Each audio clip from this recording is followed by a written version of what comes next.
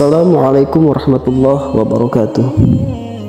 Sahabat fillah yang dirahmati Allah, dimanapun kalian berada, mudah-mudahan selalu diberi kemudahan, kelapangan rezeki, umur barokah dunia akhirat.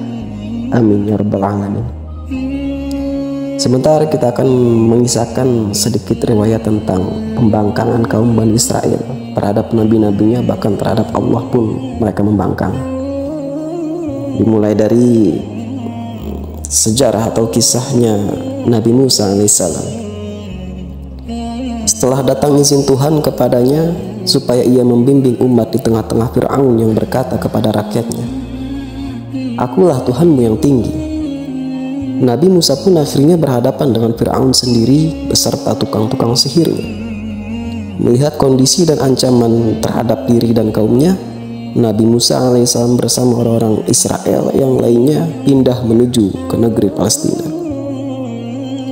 Kala itu tidak hanya perbudakan dan kerja paksa yang diterapkan oleh Fir'aun kepada Bani Israel.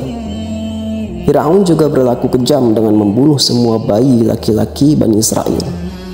Karena adanya ramalan bahwa akan lahir bayi laki-laki dari Bani Israel yang akan meruntuhkan kekuasaan Fir'aun. Namun demikian, Muhammad Hussein Haikal dalam Sejarah Hidup Muhammad 1980 mencatat bahwa dalam pangkuan Fir'aun, Musa alaihissalam dibesarkan dan diasuh di tangan para pendeta dan pemuka-pemuka agama kerajaan. Musa alaihissalam akhirnya mengetahui keesaan Allah dan rahasia-rahasia alam di dalamnya.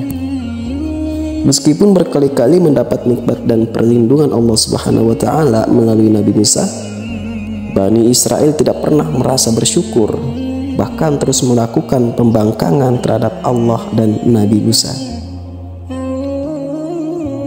Kiai Haji Saifuddin Zuhri menyebutkan bahwa akhirnya Nabi Musa menghabiskan masa tuanya untuk memimpin kaum Bani Israel yang keras kepala itu, suka memberontak, pembangkang, dan tak pandai mensyukuri nikmat Allah Subhanahu wa taala. Ya, begitulah sifat mereka, watak mereka. Dalam beberapa literatur sejarah, Bani Israel yang telah diselamatkan oleh Nabi Musa alaihissalam atas izin Allah Subhanahu wa taala melakukan pembangkangan. Saat itu, setelah sampai di seberang Laut Merah dari pengejaran Fir'aun dan tentaranya, bahkan ketika kondisi kaki belum kering dari air laut, mereka mulai menunjukkan pembangkangan terhadap perintah Allah Subhanahu wa taala dan perintah Nabi Musa. Apa pembangkangan yang mereka lakukan?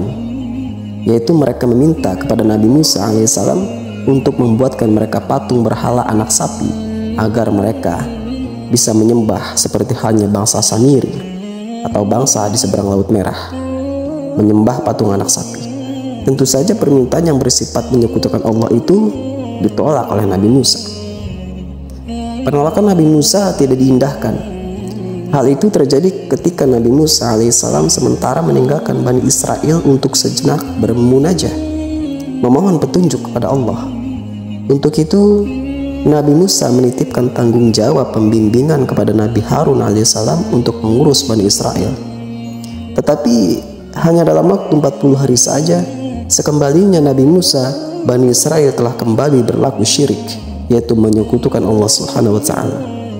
Mereka telah kembali menyembah patung-patung anak sapi yang mereka buat. Tentu saja Nabi Musa dibuat murka atas perbuatan kaumnya yang pembangkang itu. Saking marahnya, hingga batu tulis yang dibawa Nabi Musa dari hasil bermunajah kepada Allah itu hancur berkeping-keping. Batu tulis tersebut berisi Taurat dalam wujud aslinya, bukan Taurat yang sekarang. Pembangkangan Bani Israel selanjutnya ialah ketika Nabi Musa mengajak kaumnya untuk berangkat menuju tanah yang dijanjikan Allah Subhanahu wa taala kepada mereka, yaitu kota Yerusalem yang sekarang menjadi rebutan antara Palestina dan Israel, yang konfliknya meluas karena Israel memperluas wilayah-wilayah dudukannya secara ilegal di negeri Palestina tidak resmi. Yerusalem kelak menjadi tempat suci, rumah bagi 3 agama besar di dunia, yaitu Islam, Nasrani, dan Yahudi. Nabi Musa alaihissalam memerintahkan mereka untuk menuju ke tanah tersebut secara terang-terangan, karena Allah Subhanahu wa Ta'ala telah menjanjikan kemenangan atas mereka. Namun mereka menolak dan malah meminta agar Nabi Musa dan Allah Subhanahu wa Ta'ala saja yang berangkat ke kota tersebut, karena mereka takut terhadap raja kejam yang sedang berkuasa di Yerusalem. Bayangkan ikhwan fillah, mereka malah memerintah kepada Nabi Musa, bahkan Allah mereka perintahkan Nabi Musa saja dan Allah saja yang pergi ke sana. Ini bagaimana tidak membangkangnya mereka. Maka sifat tabiat yang seperti itu berlaku hingga sampai saat ini, bahkan sampai akhir hari kiamat pun tetap seperti itu. Itu sudah dinas di dalam Al-Quran dan juga hadis. Dalam surat Al-Maidah ayat 24 dikisahkan bahwa mereka berkata, "Wahai Musa, sampai kapanpun kami tidak akan memasukinya selama mereka masih ada di dalamnya. Karena itu, pergilah engkau bersama Tuhanmu dan berperanglah kamu berdua. Biarlah kami tetap menanti di sini saja." Naudzubillah. Keengganan Bani Israel untuk taat kepada Nabi Musa juga terabadikan dalam surat Al-Maidah ayat 22 yang artinya, mereka berkata, "Wahai Musa, sesungguhnya di dalam negeri itu ada orang-orang yang sangat kuat dan kejam. Kami tidak akan memasukinya sebelum mereka keluar darinya. Jika mereka keluar dari sana, niscaya kami akan masuk." Atas pembangkangan yang berulang kali itu, kemarahan Nabi Musa tidak lagi terbendung.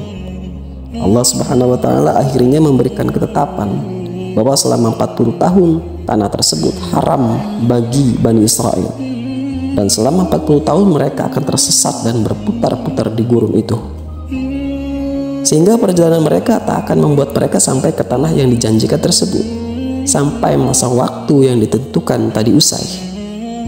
Dan atas ketetapan tersebut, selama 40 tahun Bani Israel selalu berjalan berputar-putar di gurun tanpa pernah sampai di tanah yang dijanjikan. Sampai pada akhir hayatnya, Nabi Musa pun tidak pernah sampai di tanah yang dijanjikan tersebut. Bani Israel mencapai Yerusalem setelah masa hukum dari Allah telah habis. Di tempat itu mereka kembali membentuk koloni-koloni baru dan mulai menguasai Yerusalem. Nah, itulah tadi sedikit riwayat tentang pembangkangan kaum Bani Israel terhadap Nabi Musa, bahkan nabi-nabi setelahnya.